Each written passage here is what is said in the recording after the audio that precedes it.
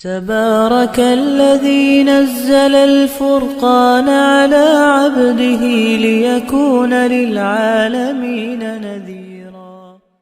الرجيم. بسم الله الرحمن الرحيم. الله يتوفى الأنفس حين موتها والتي لم تمت في منامها فيمسك التي قضى عليها الموت ويرسل الأخرى. اللهم صل على محمد وعلى آل محمد كما صليت على إبراهيم وعلى آل إبراهيم إنك حميد مجيد. اللهم بارك على محمد وعلى آل محمد كما باركت على إبراهيم وعلى آل إبراهيم إنك حميد مجيد.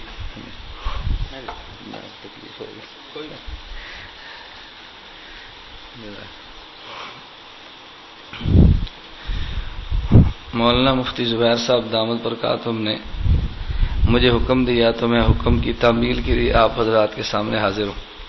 حضرت نے مجھے فرمایا کہ میں آپ کے سامنے مسئلہ حیات النبی صلی اللہ علیہ وسلم کے موضوع پر گفتگو کروں. حیات النبی صلی اللہ علیہ وسلم کو سمجھنے سے پہلے بطور تمہید کے 2-3 باتیں ذہن نشین فرما لیں. اگر آپ فرمائیں تو میں بولتا چلا جاؤں، آپ اشارے لکھتے جانا. اگر کہیں گے تو ایک بات لکھواؤں گا، پھر بات ذرا پوری نہیں ہوگی، تو جس میں آپ کو راہ ہو تو ایسے کر لیتے ہیں. اشارے پھر آپ لکھتے جائیں تو میں تھوڑی سی بات انشاءاللہ کہتا جاتا ہوں. نمبر 1، موت کا معنی کیا ہے. نمبر 2، حیات کا معنی کیا ہے. نمبر 3، قبر کا معنی کیا ہے. نمبر 4، برزخ کا معنی کیا ہے. یہ 2-3 الفاظ ایسے ہیں کہ جن کے معنی سمجھنے بہت ضروری ہیں. جب تک ان کے معنی معلوم نہ ہو تو پھر مسئلہ حل نہیں ہوتا. نمبر 1، موت کا معنی. موت کا معنی قبض روح. یہ ذہن نشین فرما رہے ہیں. موت کا معنی ہوتا ہے قبض روح. اگر آپ کی گفتگو مماتی سے ہو تو آپ سے وہ پہلے سب سے یہ بات پوچھے گا کہ موت کا معنی بتائیں. یہ اس نے بات کیوں کرنی ہے؟ اس لیے کہ ہمارے اکابر میں نبی کی موت کے بارے میں اختلاف ہے کہ حضور پر موت آئی تو اس کی کیفیت کیا تھی، اس میں اختلاف ہے. جمہور اہل سنت والجماعت کا موقف یہ ہے کہ انبیاء علیہ السلام کی موت آتی ہے خروج روح کی صورت میں. حضرت نانوتوی رحمہ اللہ کا نظریہ یہ ہے کہ نبی پر موت آتی ہے حبس روح کی صورت میں. خروج روح کا معنی ہوتا ہے روح کا جسم سے نکل جانا. حبس روح کا معنی ہوتا ہے روح کا جسم میں سمٹ جانا. ایک ہوتا ہے نکل جانا اور ایک ہوتا ہے سمٹ جانا. خروج روح کا معنی کہ روح کا جسم سے نکل جانا. حبس روح کا معنی روح کا جسم میں سمٹ جانا، یعنی روح نبی کے پورے جسم میں پھیلی ہوتی ہے.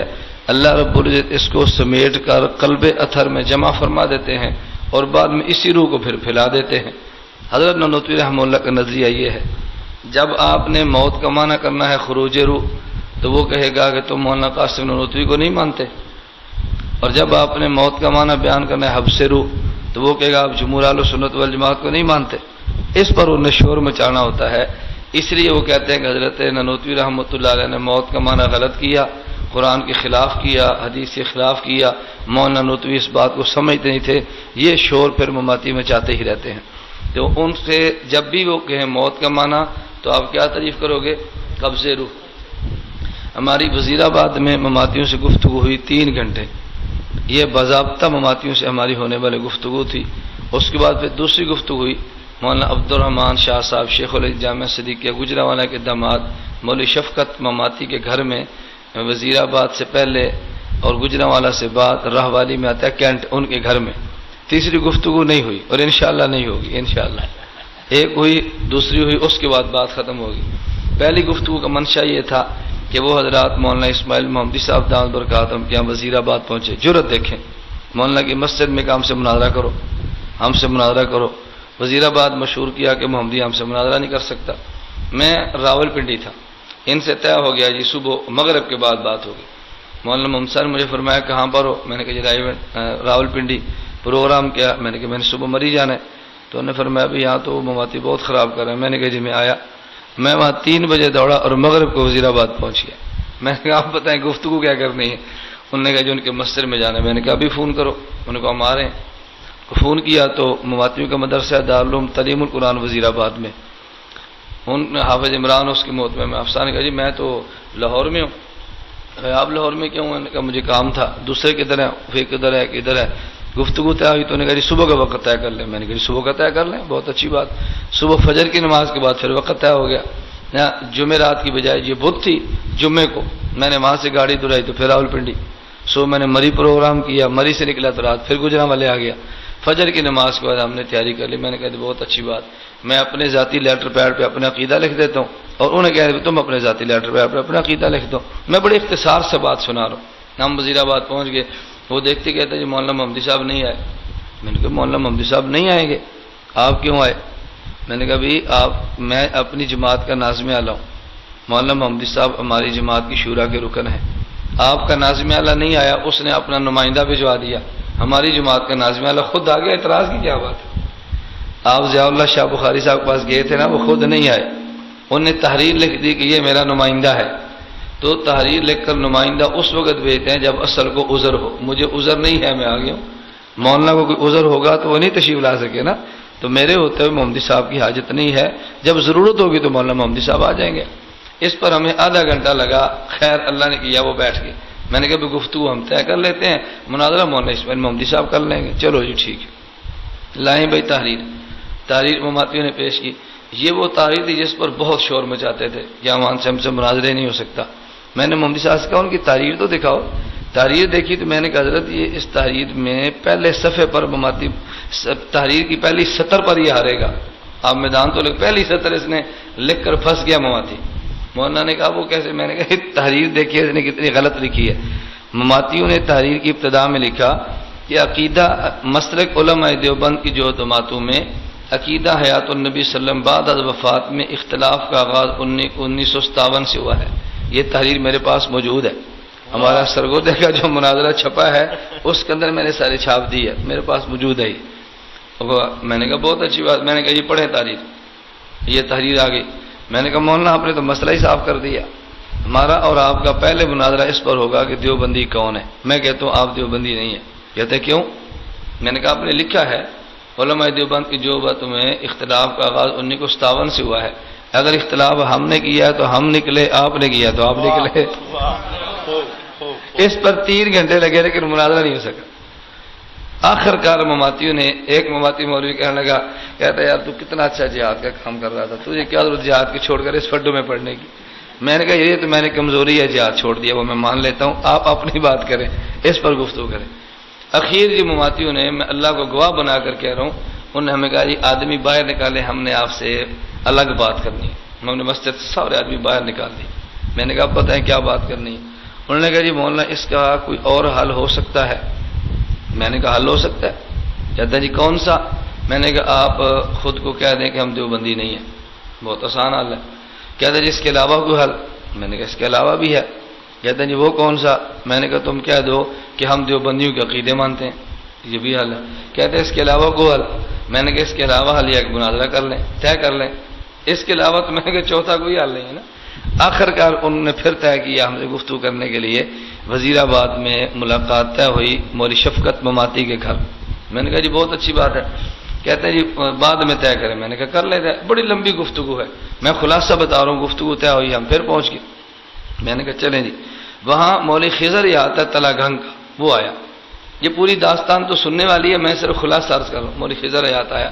ہم نے اس میں یہ طے کیا کہ 3 آدمی ان کے 3 آدمی ہمارے جو مناظر ہیں وہ بیٹھیں گے اور موضوعات شرائط طے کریں گے، اور آئندہ مناظرہ جماعتی سطح پر ہوگا انشاءاللہ، بڑی سطح پر. بیٹھ کے جی میں نے کہا جی آپ کون ہیں؟ کہتا جی مولانا عبداللہ میرا نام ہے. مجھے نہیں پتا اس کا نام کیا تھا، مولوی عبداللہ. بعد میں پتا چلے تو مولوی خضر ہی آتا لگا کہ جو ان کا ٹاپ کلاس کا مناظر یونس نعمانی کے شاگرد شمار ہوتا ہے کہ بڑا زبردست مناظر ہے. بیٹھ کے میں نے کبھی دیکھے بہت اچھی بات، آپ تشریف لے آئے ہیں تو میں ایک فائل تیار کر کے لایا ہوں، وہ فائل آپ لے لیں اور اس فائل کا آپ جواب دے دیں، تاریخ طے کر لیں. میں نے سب کچھ لکھ دیا، اس میں اپنا عقیدہ بھی، اس میں موضوع بھی، اس میں شرطیں بھی، اس میں مناظرین کے نام بھی، اس میں سالس بھی، اس میں جگہ، پوری فائل میں نے تیار کی. یہ فائل میں نے مفتی عبدالقدوس ترمذی صاحب کو دکھائی، مولانا منیر احمد صاحب کو دکھائی، مولانا عبدالمجید صاحب کو دکھائی، مولانا اسماعیل محمدی صاحب کو دکھائی، مولانا فیاض سواتی صاحب کو دکھائی. میں نے بزرگوں کو دکھائی، بھئی یہ میں نے فائل تیار کی ہے. بہت خوش ہوئے. انہوں نے کہا آپ اس تحریر فائل کو دے دو. مماتی فائل لینے کے لیے تیار نہیں ہوئے، کہہ رہے ہم نہیں لیتے. میں نے کہا ابھی آپ لے لیں اس کو پڑھ لیں بعد میں، اگر مناسب ہے ٹھیک ہے، غلطیاں آپ اس میں نشاندہی کر دیں، تاریخ رکھ لیں کہ آپ اس کا جواب مجھے کب دو گے۔ انہوں نے کہا جی نہیں۔ میں نے کہا اچھا آپ کیا چاہتے ہیں؟ مولوی عبداللہ کہتا جی کچھ باتیں تنقیحات ہم کر لیں تو تنقیحات آج طے کر لیں، باقی باتیں پھر طے کر لیں گے۔ میں نے کہا چلیں، تنقیحات طے کرنے کے لیے مولانا آپ کو تو بلایا ہی نہیں، اس لیے کہ آپ ہماری گفتگو کے اندر بیٹھ ہی نہیں سکتے۔ 3 آدمی ہیں، مولوی اسلم، شفقت اور رستم علی شاہ کی طرح ابھی ان کو تو کام پڑ گیا۔ میں نے کہا یہ کہاں سے آیا؟ کہتے جی ہماری مرضی۔ میں نے کہا دیکھو میرے ساتھ 3 آدمی ہیں، میں حافظ ارشد اور یہ ریاض جنگوی، ہم تینوں یہاں پر بیٹھے ہیں۔ مولانا ریاض کی والدہ ان کا کل جنازہ تھا، میں نے اس کو پھر جنگ سے بلا لیا کہ ہم نے نشست میں آپ کو بٹھانا ہے، آپ کا آدمی پھر غائب ہے، چلو میں جگہ پہ مان لیتا ہوں۔ آپ کا اصل نمائندہ مولوی اسلم ہے، جس کو جزا اللہ شب خیر نمائندہ بنا کر بھیجا ہے، تو آپ گفتگو شروع کریں۔ یہ میں سنانے لگا ہوں۔ مولوی عبداللہ نے مجھے پہلا سوال یہ کیا کہ بتائیں جی موت کا معنی کیا ہے؟ اس لیے میں نے بتایا کہ یہ مماتیوں کا سمجھتے ہیں کہ ہماری اتنا بڑی دلیل ہے، جسے میں کہتا ہوں اتنا بڑا ڈھکوسلا ہے کہ وہ سمجھتے ہیں ان کے پاس کوئی جواب نہیں ہے۔ ثوابی میں گیا تھا عید کے موقع پر، شاید یہاں کوئی ثوابی طالب علم آیا ہو، اس دن میرا موضوع صرف ایک تھا، مماتیوں کے ڈھکوسلے، صرف یہ جسے ہم دلیل کہتے ہیں میں اس کو ڈھکوسلا کہتا ہوں۔ ان کا 1 نمبر ڈھکوسلا، 2 نمبر، 3 نمبر، 4 نمبر، 5 سارے ڈھکوسلے عوام کو سمجھا دو جو شبہات یہ بیچارے پیش کرتے ہیں اور اسی کو اپنی دلیل کی خط انتہا یہ سمجھتے ہیں۔ ان میں ایک ڈھکوسلا یہ ہے، مجھے کہتا ہے جی موت کا معنی کیا ہے؟ میں نے کہا قبض روح۔ پھنس گیا، کیوں؟ اس کے ذہن میں تھا کہ موت کا معنی کیا ہے؟ خروج روح۔ تو میں نے کہا، اس نے کہنا پھر میں کہتا ہوں نا تو بھی نہیں سمجھے۔ میں نے موت کا معنی کیا کیا؟ قبض روح۔ مجھے کہتا ہے آپ کو بتائیں قبض روح کی کیفیت کون سی ہے؟ میں نے کہا بھی آپ نے پوچھا موت کا معنی کیا، میں نے بتا دیا، نہ آپ نے کیفیت پوچھی نہ میں نے بتا دی، نہ میں نے بتائی۔ کہتا نہیں آپ کو کیفیت بتانی پڑے گی۔ میں نے کہا میں اس کے لیے بھی تیار ہوں، آپ مجھے لکھ دیں کہ جس طرح نبی کے لیے نبی کی موت پر ایمان لانا فرض ہے، اسی طرح کیفیت پر ایمان لانا فرض ہے، یہ آپ لکھ دیں، کیفیت متعین میں کر دیتا ہوں۔ میں کیوں لکھوں؟ میں نے کہا پھر میں کیوں لکھوں؟ ٹھیک ہے مولانا، میں نے کہا دیکھیں گزارش سمجھیں، آپ متکلم نہیں ہیں، اصل متکلم مولوی اسلم ہے، آپ ان کے وکیل کے طور پہ گفتگو کر رہے ہو۔ مولوی اسلم تو بتا، میں نے جواب دیا ٹھیک یا غلط؟ کہتا ہے جی دیانت کی بات یہ ہے کہ مولانا نے جواب ٹھیک دیا۔ اب آپس میں لڑ پڑے، وہ کہتا ہے کہ تو نے کیوں کہا؟ اس نے کہا بھی بات تو ٹھیک ہے، اصل یہ تھا کہ ان کی لڑائی پہلے سے تھی آپس میں، اور اللہ نے ہمارے لیے اس کو فتح کی صورت میں بدل دیا۔ اصل وجہ یہ تھی ان کی آپس میں لڑائی تھی، اسی مسئلے پر ہمارا ہنگامہ ہو اور بات ختم ہو گئی، اس سے زیادہ نہیں چلے۔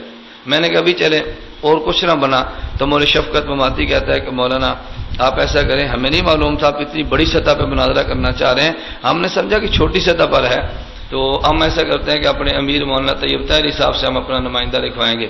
میں نے کہا بھی ضیاء اللہ شاہ بخاری جماعت کا ناظم اللہ ہے، وہ چھوٹا آدمی ہے، کل آپ طیب طاہری صاحب سے لکھواؤ گے تو دوسرے گجراتی کہیں گے بھی ہمیں نہیں پتا تھا بڑا مناظر ہے، ہم ناظم صاحب سے لکھوا لیں، تو اس کا جواب کیا ہوگا؟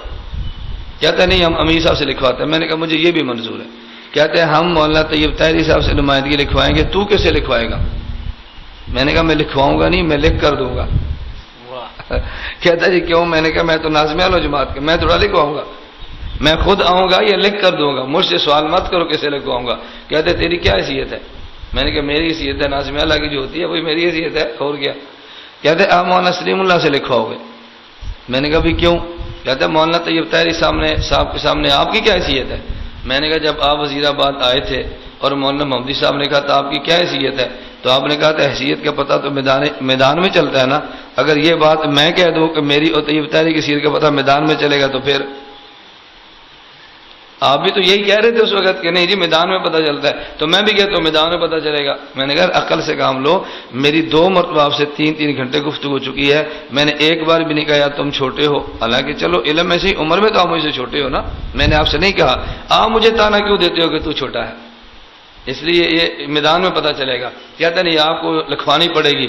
میں نے کہا چلو میں لکھوا لیتا ہوں، آپ مجھے یہ لکھوا دو مولانا طیب طاہری سے کہ مسئلہ حیات النبی میں آپ کا فریق کون ہے، جس کو آپ فریق طے کرو گے اس سے میں تحریر لکھوا لوں گا۔ یہ مماتیت کے گلے میں وہ پھندا ہے جو تم نہیں سمجھتے۔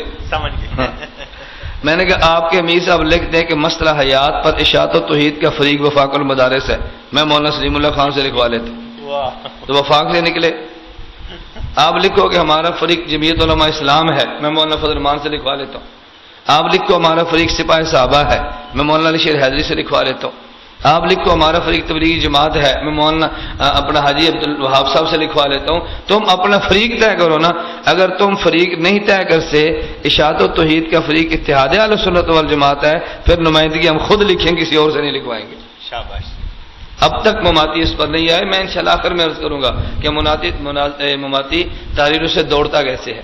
میں صرف یہ کہہ رہا تھا کہ موت کا معنی کیا کریں گے، کیا کریں گے۔ میں اس لیے سنا رہا ہوں کہ یہ آزمائے گر ہے، یہ نہیں کہ ویسے ہوائی کے لیے۔ بہت سارے لوگ مناظرے پڑھاتے ہیں، مناظرے کرتے نہیں ہیں، اس لیے ان کی زبان اور ہوتی ہے نا۔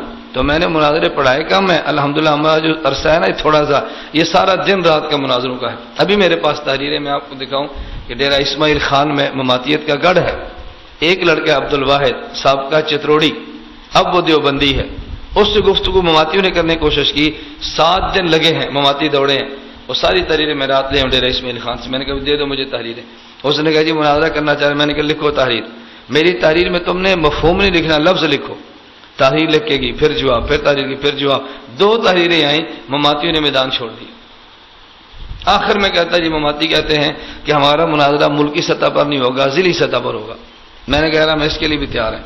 انہیں کہو تم اپنے ضلعی سطح کا کوئی نمائندہ طے کر دو کہ جس میں امیر یا ناظمہ لکھ دے، اگر یہ ہار گیا تو ہماری اس ضلع میں شکست ہو جائے گی، اتنا ہی لکھ دو اس کے لیے۔ اور مماتی یہ کسی مناظرے کے لیے نہیں لکھ کر دے سکتا ہے انشاءاللہ ثم انشاءاللہ، اس لیے کہ ان کا ہر ضلع کا عقیدہ الگ الگ ہے، تو پوری جماعت کسی ایک کو نمائندہ کیسے بنائے گی، یہ بڑا مشکل ہے۔ خیر بات سمجھے، موت کا معنی کیا کریں گے، قبضے روح۔ جمہور اہل سنت والجماعت اس کی کیفیت بیان کرتے ہیں خروج روح سے۔ حضرت مولانا نانوتوی رحمۃ اللہ علیہ بیان فرماتے ہیں حبس روح سے۔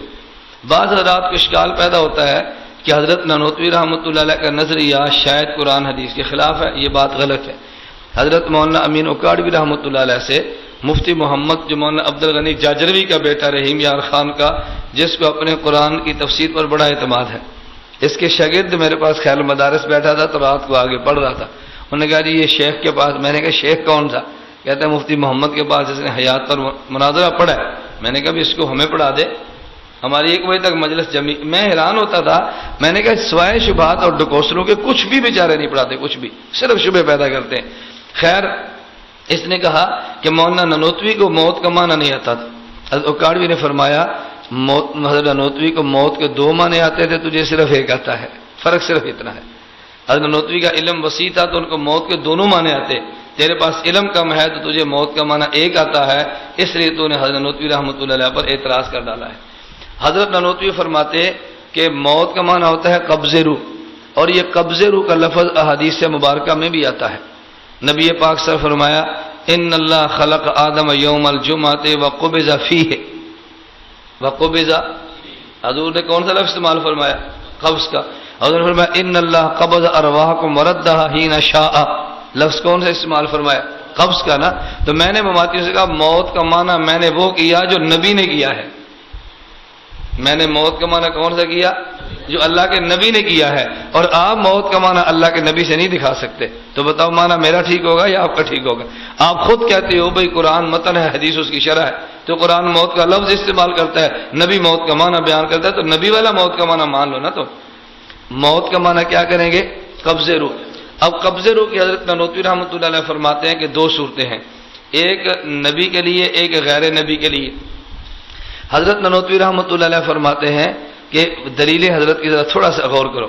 حضرت نانوتوی فرماتے ہیں کہ موت اور نیند دونوں آپس میں بہنے ہیں، نبی کی نیند الگ ہوتی ہے اور امتی کی نیند الگ ہوتی ہے۔ جب غیر نبی پر نیند آتی ہے تو آنکھ اور دل دونوں پر آتی ہے، جب نبی پر نیند آتی ہے تو آنکھ پر آتی ہے اور دل پر نہیں آتی، چونکہ دونوں بہنیں ہیں۔ غیر نبی پر موت آتی ہے، اس کا اثر آنکھ اور دل دونوں پر ہوتا ہے، جب نبی پر موت آتی ہے تو اس کا آنکھ پر اثر آتا ہے مگر دل پر نہیں ہوتا۔ اس لیے حضرت نانوتوی رحمۃ فرماتا ہے کہ نبی کی موت الگ ہوتی ہے۔ نمبر 2، حضرت نانوتوی رحمۃ اللہ علیہ فرماتے تھے، حضرت نانوتوی بڑا عجیب نانوتوی رحمۃ نظریہ دیا۔ حضرت نانوتوی رحمۃ اللہ علیہ ایک فلسفہ تھا جس نظریے کے نانوتوی میں موجد تھے، فلسفہ بالذات اور فلسفہ بالعرض، شاید آپ نے سنو۔ نانوتوی رحمۃ اللہ علیہ اس نظریے کے موجد ہیں۔ فلسفہ بالذات اور فلسفہ بالعرض، یعنی ایک چیز کا وجود ذاتی ہوتا ہے اور ایک چیز کا وجود عطائی اور بالواسطہ ہوتا ہے۔ حضرت نانوتوی رحمۃ اللہ علیہ فرماتے تھے کہ نبی پاک کی نبوت ذاتی ہے اور باقی انبیاء کی نبوت عطائی ہے، تو حضور کو بالذات نبوت ملی ہے اور باقی انبیاء کو بالعرض نبوت ملی ہے۔ نانوتوی کا نظریہ تھا، مثال کے طور پہ سمجھو جیسے پانی ہے، حضرت فرما رہے کہ پانی کے اندر برودت بھی ہے اور حرارت بھی ہے، لیکن یہ جو برودت ہے یہ پانی کی ذاتی صفت ہے اور حرارت اس کی عرضی صفت ہے۔ اب ذاتی صفت خود بخود ہوتی ہے اور عرضی صفت کسی درمیان میں عارضے سے آتی ہے، عارضہ ختم ہو جائے وہ صفت ختم ہو جاتی ہے۔ اب دیکھو پانی کو ٹھنڈا کرنے کے لیے کسی چیز کی ضرورت نہیں، اور گرم کرنے کے لیے اگر آگ پر ہے تو پانی گرم ہے، آگ سے تھوڑی دیر کے لیے نیچے رکھ دو تو پانی پھر ٹھنڈا ہو گیا۔ ٹھنڈا سے مراد وہ جسے ہم یخ ٹھنڈا کہتے ہیں، ٹھنڈا سے مراد بمقابلہ گرم ہے، برودت جسے کہتے ہیں۔ اب دیکھو پانی آپ سورج کے نیچے رکھو گے تو گرم ہو جائے گا، اور سورج کی روشنی گرمی ہٹاؤ گے تو پانی ٹھنڈا ہو جائے۔ تو برودت اس پانی کی ذاتی صفت ہے اور حرارت اس کی ذاتی صفت نہیں بلکہ عرضی صفت ہے، اس کو لائق ہوتی ہے۔ اچھا، اسی طرح حضرت نے بہت ساری مثالیں دی ہیں۔ حضرت رحمۃ اللہ علیہ فرماتے تھے کہ ہمارے نبی آئے ہیں مٹی جنت کی سے۔ کس مٹی سے آئے ہیں؟ حضور جنت کی مٹی سے پیدا ہوئے ہیں۔ نبی کی تخلیق ارض الجنت سے ہوتی ہے، اور جنت کی صفت کی جو ذات ہے وہ حیات ہے، موت نہیں ہے۔ وہ حیات ہے، موت نہیں ہے۔ تو جو جنت میں چلا گیا اس پر موت نہیں آتی۔ اگر جنت میں جانے کے بعد یہ جنت کی مٹی سے پیدا ہونے والے کو موت آئی ہے تو یہ اس کی ذاتی صفت نہیں ہے بلکہ عرضی صفت ہے۔ اس لیے حضرت نانوتوی رحمۃ اللہ علیہ فرماتے کہ نبی چونکہ ارض الجنہ سے بنتا ہے تو نبی کی ذات میں حیات ہی حیات ہوتی ہے۔ یہ جو موت آتی ہے یہ نبی کی صفت حیات کو ختم نہیں کرتے، تھوڑی دیر کے لیے چھپا دیتی ہے۔ سمجھے؟ جیسے پانی کو جب آگ پر رکھ کے گرم کرتے ہیں تو پانی کے اندر سے صفت برودت ختم نہیں ہوتی، صفت برودت کا آگ ازالہ نہیں کرتی بلکہ تھوڑی دیر کے لیے صفت برودت کو چھپا دیتی ہے۔ تو آگ مزیل برودت نہیں ہے بلکہ آگ ساتر برودت ہے۔ حضرت نانوتوی رحمۃ اللہ فرماتے تھے کہ موت یہ نبی کے لیے مزیل حیات نہیں ہے بلکہ ساتر حیات ہے۔ اس لیے موت آئی اور کچھ دیر کے لیے حضور کی حیات چھپ گئی، اس کے بعد موت پھر ختم ہوئی تو حیات پھر ظاہر ہو گئی۔ اب سمجھو؟ چلو اللہ حضرت نانوتوی کے نظریے سمجھنا اتنا آسان کام نہیں ہے۔ نانوتوی رحمۃ اللہ علیہ متکلم تھے نا نانوتوی رحمۃ اللہ علیہ۔ حضرت نانوتوی کا نظریہ یہ تھا کہ نبی کی حیات ذاتی ہے اور موت عارضی ہے، اس لیے نبی کی موت یہ مزیل حیات نہیں ہوتی بلکہ ساتر حیات ہوتی ہے۔ اس کی حضرت مثال دیتے کہ جیسے ایک موم بتی ہے یہ جل رہی ہو اور آپ موم بتی پر پیالہ رکھ دیں تو پیالہ اس روشنی کو ختم نہیں کرتا، تھوڑی دیر کے لیے چھپا دیتا ہے، اور پیالہ ہٹا لو تو پھر روشنی کھل کے باہر آ جاتی ہے۔ فرمایا اسی طرح نبی پر کچھ دیر کے لیے اللہ موت کو طاری فرماتے ہیں اور جو نبی کے اندر کی حیات ہے وہ چھپ جاتی ہے۔ جب اس موت کا پردہ ہٹتا ہے تو پھر حیات ظاہر ہو جاتی ہے۔ اس لیے نبی کی حیات میں دوام ہی دوام ہوتا ہے۔ نبی کی حیات میں اس پر اشکال پیدا ہوتا ہے کل من علیہا فان، ہر چیز پر فنا ہوتا ہے تو نبی پر فنائیت تو نہ ہی، ہم اس کا معنی سمجھتے نہیں ہے۔ کل من علیہا فان ویبقى وجہ ربک کا معنی یہ ہوتا ہے کہ بعض چیزیں عدم میں تھی اب وجود آیا اور بعد میں پھر عدم آ جائے گا۔ اللہ ازل سے وجود میں ہے، اب تک وجود میں رہیں گے۔ یبقى کا معنی کیا ہے؟ اللہ ازل سے وجود میں اب تک وجود میں رہیں گے، اور اس کے مقابلے میں جو چیزیں ہیں پہلے عدم تھی اب وجود پھر عدم۔ اگر وجود کے بعد عدم نہ بھی ملے تو در پہلے عدم آ گیا نا، اللہ پر تو عدم کبھی آیا ہی نہیں ہے، تو مخلوق خالق میں تو فرق پڑ گیا۔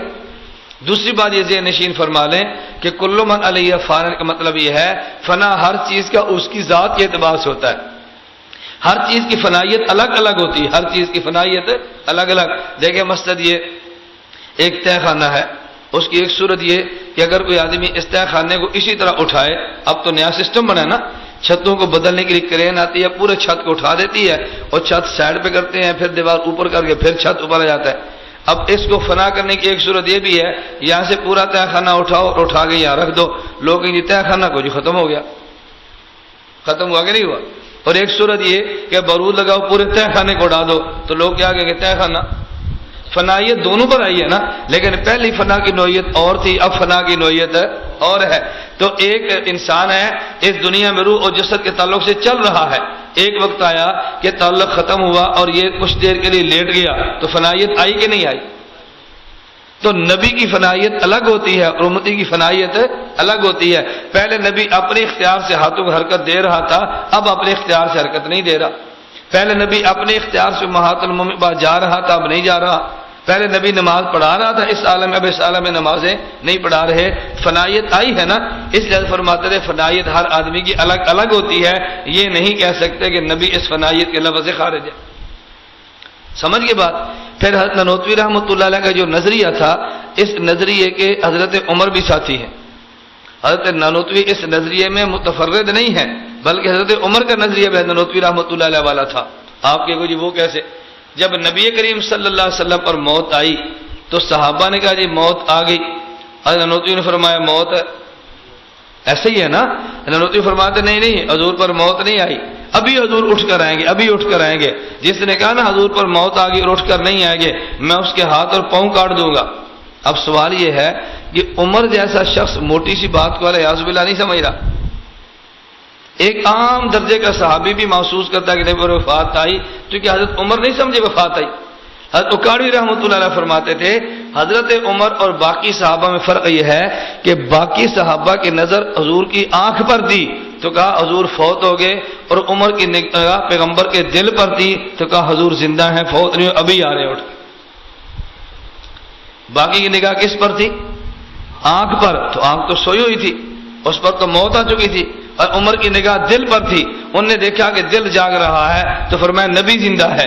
اور باقی نے آنکھ کو دیکھا تو انہوں نے کہا نبی پر وفات آ گئی ہے. یہ اختلاف تھا. حضرت صدیق اکبر آئے رضی اللہ تعالیٰ عنہ تو صدیق اکبر نے فرمایا من کان یعبد محمدا فانہ قد مات ومن کان یعبد اللہ فانہ حی لا یموت. ابو بکر صدیق نے فرمایا عمر نبی پر موت آئی ہے لیکن موت اتنی ہی ہوتی ہے جتنی تو سمجھا ہے، اسی کو موت کہتے ہیں. نہیں سمجھے؟ صدیق اکبر نے یہ نہیں فرمایا عمر تو غلط کہتا ہے. حضرت عمر نے کہا نا کہ اب مجھے محسوس ہو گیا کہ اللہ نے صدیق اکبر کا سینہ کھولا، مجھے بات سمجھ آ گئی. اب حضرت عمر بھی فرماتے تھے کہ موت آئی، صدیق اکبر نے فرمایا کہ موت، لیکن حضرت عمر دل کی حیات کی وجہ سے موت کو نہیں مان رہے تھے. صدیق اکبر نے فرمایا نہیں عمر دل زندہ ہو اور آنکھ پر موت آ جائے، نبی کی موت اتنی ہی ہوتی ہے لہذا اس کو موت کہہ دے. عمر بن خطاب موت کے قائل ہو گئے. یہ بالکل ایسی ہے جیسے ایک حدیث مبارک میں آتا ہے کہ خود نبی کریم صلی اللہ علیہ وسلم نے فرمایا کہ دو فرشتے آج رات کو آئے. حضور نے فرمایا میں سو رہا تھا کہ دو فرشتے آئے. ایک فرشتے نے آ کر کہا کہ حضور جاگ رہے ہیں، اور دوسرے فرشتے نے کہا حضور سو رہے ہیں. نبی پاک صلی اللہ علیہ وسلم سو رہے ہیں. فرشتے کتنے آئے خواب میں؟ ایک کہتا ہے حضور جاگ رہے ہیں، دوسرا کہتا ہے حضور. جب نبی پاک صلی اللہ علیہ وسلم بدعورت فرمایا دونوں ٹھیک کہتے تھے. جس نے میری آنکھوں کو دیکھا وہ کہتا ہے حضور جاگ رہے ہیں، حضور سو رہے ہیں، اور جس نے میرے دل کو دیکھا اس نے کہا حضور. بالکل اسی طرح صحابہ میں جنہوں نے حضور کی آنکھ کو دیکھا کہا جی حضور فوت ہو گئے، اور جس نے دل کو دیکھا کہا فوت نہیں بلکہ حضور زندہ ہے. تو جس طرح نبی سو رہے تھے تو دو فرشتوں میں اختلاف ہو گیا، اسی طرح نبی پاک اب دنیا سے رخصت ہو گئے تو دو صحابہ میں اختلاف ہو گیا. تو جس طرح دونوں فرشتوں کا موقف ٹھیک تھا تو صحابہ میں دونوں فریقوں کا موقف ٹھیک تھا. اس طرح نانوتوی رحمۃ اللہ علیہ فرماتے ہیں کہ نبی کی روح قبض روح کا معنی ہوتا ہے حبس روح. قبض روح کا معنی حبس روح. تو وہ فرماتے ہیں کہ نبی کی موت آتی ہے حبس روح کی صورت میں اور امتی کی موت آتی ہے خروج روح کی صورت میں. تو بات سمجھئے. اس کی وجہ یہ ہے کہ قبض کے دونوں آتے ہیں. کبھی قبض آتا ہے بمقابلہ بسط، کبھی قبض آتا ہے بمقابلہ بسط. دیکھیں مثال کے طور پہ یہ پیسے ہیں نا میرے پاس. اب قبض کا ایک معنی یہ ہوتا ہے کہ مثلا مولانا کا موبائل ہے تو میں نے لے لیا. اب کیا کہیں گے ان کا موبائل میں نے قبضے میں لے لیا، کہتے نہیں ہے کہ میرے مال پر قبضہ کر لیا. اب یہاں قبض کا معنی ہوگا اخذ.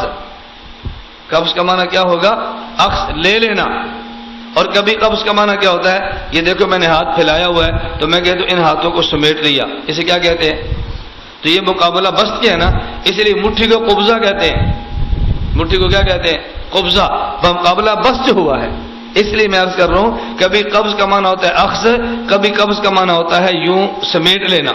تو نانوتوی رحمۃ اللہ علیہ چونکہ موت کے قبض کے دونوں معنی جانتے تھے اس لیے فرماتا ہے جب امتی کے لیے موت کا لفظ ہے تو معنی یہ ہوتا ہے، اور جب نبی کے لیے آئے تو معنی یہ ہوتا ہے.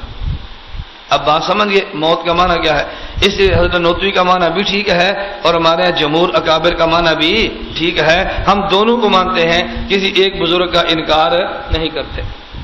موت آ گئی, موت کے بعد دوسری بات کون سی ہے؟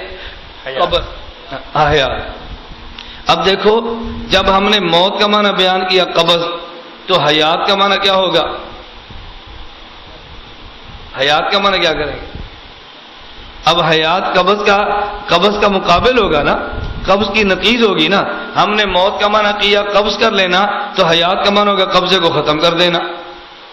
اب ہمارے یہاں قبض کا معنی امتی کے لیے الگ ہوگا, نبی کے لیے الگ ہوگا. نبی کے لیے حیات کا معنی ہوگا کہ جو سمٹی تھی ننوتوی رحمۃ اللہ کی تحقیق کے مطابق اس کو پھیلا دیا گیا, اور جمہور کی تحقیق کے مطابق اب حیات کا معنی ہوگا کہ روح کو واپس کر دیا گیا. تو اس کا معنی ہوگا خروج روح, اور اس کا معنی ہوگا اعادہ روح. ہم دونوں کو مانتے ہیں. اس لیے ہم نے کہا کہ موت کا معنی بھی ذہن نشین فرما لیں اور حیات کا معنی بھی ذہن نشین فرما لیں. مماتی جب موت کا معنی کرے گا تو مماتی کہتے ہیں موت کا معنی ہے ابانت الروح عن الجسد, کہ روح کا جسم سے الگ کر دینا, یہ موت کا معنی ہے. اچھا, ہم کہتے ہیں کہ جب موت کا معنی یہ ہے تو حیات کا معنی کیا ہوگا؟ موت کا معنی ہوگا روح کو جسم سے الگ کر دینا, تو حیات کا معنی ہوگا روح کو جسم کے ساتھ ملا دینا نا. اس لیے حضرت اکاڑوی رحمۃ اللہ علیہ کا جب مناظرہ مولانا یونس نعمانی سے ہوا دریا خان میں, تو حضرت آخر تک کہتے رہے کہ حیات کا معنی بیان کر, لیکن مولوی یونس نعمانی مناظرے آخر تک حیات کا معنی بیان کرنے کے لیے تیار نہیں ہوا. کیوں نہیں ہوا؟ کہ مماتی کہتے ہیں ہم نبی کی حیات مانتے ہیں لیکن حیات روحانی ہے. ہم حیات مانتے ہیں مگر حیات, ہم شہداء کی حیات مانتے ہیں مگر حیات روحانی ہے. بھئی حیات روحانی تو ہوتی نہیں ہے. موت کا معنی ہے روح کا جسم سے الگ ہونا, تو حیات کا معنی روح کا جسم کے ساتھ ہے. تو حیات ہوگی تب جب جسم کو لفظ کو استعمال کرو گے. جب تک جسم کا تذکرہ نہیں آئے گا تو حیات کا لفظ تو آئے گا ہی نہیں نا. اس لیے تمہیں حیات کے تو جسم کو بات کیا نہیں پڑے گی. اس لیے مماتی موت کا معنی بیان کرتا ہے لیکن حیات کا معنی بیان کرنے کے لیے تیار نہیں ہوتا. پھر آگے ہے قبر. قبر کے لفظ میں بھی مماتی گڑبڑ کرتا ہے. ہمارے ہاں عموماً جب قبر کا معنی بیان کیا جاتا ہے تو ہم کہتے ہیں قبر کا معنی ہے گڑھا. جب قبر کا معنی گڑھا بیان کرتے ہیں, اس کے خلاف حضرت تھانوی کی عبارت آ جاتی ہے. اس کے خلاف حضرت مولانا ادریس کاندھلوی کی عبارت آ جاتی ہے رحمہم اللہ تعالی, جس کو پھر مماتی پیش کرتے ہیں. حضرت تھانوی رحمۃ اسلام اور اقلیات میں لکھا ہے, حضرت مولانا کاندھلوی نے عقائد اسلام میں لکھا ہے کہ موت قبر سے مراد یہ گڑھا نہیں بلکہ عالم قبر ہے. موت سے مراد یہ گڑھا نہیں بلکہ عالم قبر ہے. مماتی اس کو پیش کرتے ہیں. یہ عجیب بات یہ ہے کہ اگر مماتیوں سے گفتگو ہونا اور آپ قبر کا معنی قرآن سے پیش کرو تو مماتی کہتے ہیں حضرت تھانوی نے یہ لکھا ہے. اب موت کا معنی حدیث سے بیان کرو تو قبر کا معنی حدیث سے بیان کرو, مماتی کہتے ہیں مولانا قادری نے یہ لکھا ہے. اور جب مسئلہ حیات حضرت تھانوی کی عبارت پیش کرو تو مماتی کہتے ہیں قرآن میں یہ لکھا ہے. نہیں سمجھے؟ آپ قرآن پیش کرو گے تو وہ دوڑ کر بزرگوں کے پاس چلا جائے گا, اور آپ بزرگوں پیش کرو گے تو دوڑ کر قرآن کی طرف آ جائے گا. ایک جگہ پر مماتی ٹھہرنے کے لیے تیار نہیں ہوگا. اب چونکہ قبر کا معنی جو قرآن بیان کرتا ہے وہ مماتی کے موافق نہیں ہے, قبر کا معنی جو حدیث میں ہے وہ مماتی کے موافق نہیں ہے, اور قبر کا معنی جو فقہا نے لکھا ہے وہ مماتی کے موافق. یہ دوڑ کر حضرت تھانوی حضرت کاندھلوی کا سہارا لیتا ہے, جبکہ حضرت تھانوی حضرت کاندھلوی کی باتیں بھی اس کو سہارا دیتی نہیں ہیں. آپ وہ عبارتیں پڑھیں اسلام اور اقلیات میں, اور عقائد الاسلام کی عبارتیں پڑھیں کہ یہ دونوں حضرات کھل کر آگے بات فرماتے ہیں قبر کے معنی پہ. اصل بات یہ ہے کہ حضرت تھانوی نے جس دور میں بات یہ فرمائی تھی اس دور میں فتنہ اور تھا, اور آج کے دور میں فتنہ اور ہے. اس وقت میں لوگ انکار کرتے تھے قبر کے عذاب کا, کہ قبر میں عذاب ہوتا ہی نہیں ہے. حضرت تھانوی نے بات سمجھائی کہ دیکھو قبر صرف اس گڑھے کا نام نہیں ہے بلکہ جسم کے ذرے کبھی جانور کے پیٹ میں ہوں گے, کبھی یہ دریا کے اندر بہہ جائیں گے, کبھی ہوا اس کو بکھیر دے گی, کبھی آگ کے اندر یہ پھیل جائیں گے. تو صرف اس گڑھے میں تھوڑے ہی ہوتے ہیں. اس لیے گڑھے صرف اس گڑھے کو قبر نہیں کہتے بلکہ قبر کہتے ہیں عالم برزخ کو. یہاں سے لے کر حشر تک یہ سارے کا سارا قبر کا زمانہ ہے. یہ سارے کا سارا قبر کا زمانہ ہے، اور جس جگہ پر بھی کوئی آدمی ہوگا سارے کے سارے کو قبر کہہ دیں گے۔ حضرت تھانوی رحمۃ اللہ علیہ کا مقصد تھا ان حضرات کو جواب دینا جو صرف قبر کا معنی گڑھا کر کے جس کو جانور کھا دے اس کا انکار کرتے، جس کو پانی ختم کر دے اس کا انکار کرتے، جس کو آگ جلا دے اس کا انکار کرتے۔ حضرت تھانوی نے قبر کا انکار نہیں کیا۔ تھانوی اسی صفحے پہ آگے جا کے لکھنا شروع کرتے ہیں کہ جب اس مردے کو قبر میں رکھ دیا جاتا ہے، پھر قبر میں فرشتے آتے ہیں، پھر قبر میں فرشتے سوال کرتے ہیں۔ خود فرماتے ہیں نا کہ مردے کو قبر میں رکھ دیا جاتا ہے تو مردے کو گڑھے میں رکھتے ہیں، عالم قبر میں رکھتے ہیں۔ فرشتے اس کو بٹھا دیا جاتا ہے تو قبر گڑھے میں بٹھایا جاتا ہے، عالم قبر میں بٹھایا جاتا ہے۔ پھر اس کے بعد آتے ہیں سوال و جواب کرنے کے لیے۔ حضرت تھانوی، حضرت کاندھلوی کی یہ ساری عبارات تائید کرتی ہیں کہ وہ قبر اسی گڑھے کو فرما رہے ہیں، لیکن منکرین عذاب قبر کو رد کرنے کے لیے انہیں فرمایا قبر صرف اسی مخصوص گڑھے کا نام نہیں ہے بلکہ پورے اگلے عالم کا نام قبر ہے۔ جس کو برزخ کہیں گے وہ قبر ہوگا، جس کو برزخ کہیں گے وہ سارے کا سارا قبر ہوگا۔ اس لیے ہم بات سمجھانے کے لیے آسانی سے بات کہتے ہیں۔ اگر کوئی پوچھے نا قبر کا معنی کیا ہے تو قبر کا معنی گڑھا نہ کرو، قبر کہتے ہیں میت اور اجزائے میت کے مقر کو۔ قبر کسے کہتے ہیں؟ میت اور اجزائے میت کے، جہاں میت موجود ہو وہ بھی قبر، جہاں میت کے اجزاء موجود ہو وہ بھی قبر۔ اب دیکھو اگر ایک انسان کو جانور نے کھا لیا تو کھانے کے بعد وہ جو خوراک بنی ہے وہ ذرے بنے کہ نہیں بنے؟ وہ ذرے انسان کے ہیں نا، وہ ان ذروں کی نوعیت تو بدل گئی ہے، ان ذروں کی شکل تو بدل گئی ہے، لیکن ذرے کہیں گئے ہیں نا۔ اگر کوئی انسان یہ پانی کے اندر گیا اور پانی کے اندر بہہ گیا تو اس کے پانی نے اس کے جسم کو گلا دیا، لیکن گل کر کے وہ ذرے پانی کے اندر محلول ہو کر کے گئے ہیں یا نہیں گئے؟ یہ تو ہے نا کہیں۔ اگر آپ نے آگ کے اندر رکھا اور انسان کو جلا دیا یہ تو ٹھیک ہے، یہ چمڑا تھا جل کے راکھ ہوا، لیکن وہ راکھ کہیں گئی ہے یا نہیں گئی؟ ذرے تو ہے نا، وہ کہاں گئے ہمارے علم میں نہیں ہے، وہ اللہ کے علم میں ہے۔ اس لیے ہم کہتے ہیں قبر کہتے ہیں میت اور میت کے مقر کو۔ جہاں میت پڑی ہو یہ بھی قبر، اور جہاں میت نہ پڑی ہو بلکہ میت کے اجزاء ہوں وہ بھی قبر۔ اللہ میت کے اس جسم سے تعلق جوڑ دیتے ہیں عذاب اور ثواب کے لیے، نمبر 2، اور اللہ رب اس میت کے اجزاء سے تعلق کو جوڑ دیتے ہیں عذاب قبر اور ثواب قبر کے لیے۔ یہ تعلق کو جوڑنا ہماری فہم سے بالا ہے، ہم اس کو مانتے ہیں کہ پیغمبر نے فرما دیا، عقل میں آ جائے تو بھی مان لیتے ہیں اور عقل میں نہ آئے تو بھی مان لیتے ہیں۔ تو قبر کسے کہیں گے؟ میت اور اجزائے میت کے مقر کو، ہم اس کو قبر کہیں گے۔ تو جب قبر کا معنی آپ یہ کریں گے اب بات مشکل نہیں ہوگی، بات بڑی آسان ہوگی۔ اچھا آپ کے ذہن میں ایک بات آئے گی اور آنی چاہیے کہ اتنی آیات سے معلوم ہوتا ہے کہ یہ قبر ہے، اتنی احادیث سے معلوم ہوتا ہے کہ یہ قبر ہے، فقہا سارے فرماتے ہیں یہ قبر ہے، تو مماتی اس قبر کا انکار کیوں کرتا ہے؟ اس کو کیا ضرورت پیش آئی؟ اگر مماتی اس قبر کا انکار نہ کرے، اقرار کر لے تو کیا فرق کیا پڑتا ہے؟ وہ اقرار کرتا کیوں ہے؟ یہ بات ذہن نشین فرما لیں کہ مماتی اس قبر کا انکار کیوں کرتا ہے۔ وجہ یہ ہے قبر میں عذاب بھی ہوتا ہے اور ثواب بھی ہوتا ہے۔ قبر میں عذاب بھی ہوتا ہے اور عذاب کی تعریف کیا ہے آپ نے اب دورہ تفسیر میں پڑھ لی ہوگی۔ عذاب کی تفسیر کیا ہے؟ یہ تفسیر جمل میں سورہ بقرہ کا پہلا رکوع جہاں ختم ہوتا ہے نا فی عذاب علیم، اس کے ساتھ تفسیر جمل میں موجود ہے کہ عذاب کسے کہتے ہیں؟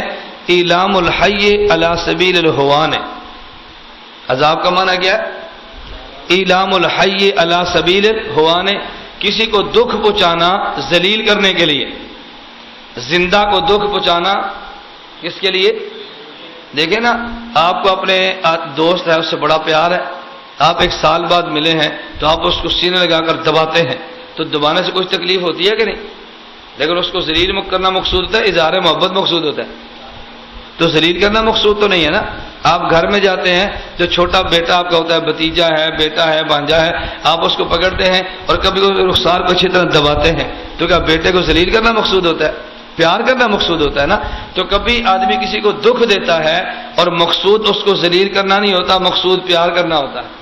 استاد شاگرد کو کان پکڑا کے مارتا ہے تو مقصود ذلیل کرنا نہیں ہوتا بلکہ مقصود ادب سکھانا ہوتا ہے۔ تو کبھی دکھ دیتے ہیں تعذیب کے لیے، کبھی دکھ دیتے ہیں تکریم کے لیے، کبھی دکھ دیتے ہیں اظہار محبت کے لیے، اور کبھی کبھی دکھ دیتے ہیں اس کو ذلیل کرنے کے لیے۔ عذاب کا معنی ایلام الحی علی سبیل الہوان ہے، عذاب کہتے ہیں زندہ کو دکھ دینا، کسی کو ذلیل کرنے کے لیے۔ دکھ کس کو دینا؟ کس کو دینا؟ زندہ کو۔ اب سمجھو، مماتی اس قبر کا انکار کیوں کرتا ہے؟ یوں نہ کیا کرو، کبھی کوئی لڑکا پیچھے چٹ لکھ دینا تو آپ خود نہ پڑھا کرو، پڑھے بغیر چٹے آگے پہنچایا کرو۔ یہ ہمارے یہاں مولوی کے اندر بھی مرض ہے، عوام کے اندر بھی ہے۔ ایک چٹ پیچھے سے آتے ہر آدمی پڑھ پڑھ کے چٹ دیتا ہے۔ آپ حضرات کے پڑھنے سے تو مسئلہ حل ہی نہ ہوگا، پھر خواہ وہاں پڑھو گے، اپنا وقت بھی ضائع کرو گے، جو مسئلہ چل رہا ہوتا ہے وہ بھی سمجھ میں نہیں آتا۔ یوں چٹ پکڑو اور آگے کر دو، چٹ پکڑو آگے کر دو، اور آپ اصل مسئلہ سمجھتے رہو۔ بات ٹھیک ہے نا؟ یہ تو میں کیا سمجھا رہا تھا کہ مماتی اس قبر کا انکار کیوں کرتا ہے، وجہ سمجھو۔ مماتی کہتے ہیں ہم بھی عذاب مانتے ہیں، ہم کہتے ہیں ہم بھی عذاب۔ تبارك الذي نزل الفرقان على عبده ليكون للعالمين نذيرا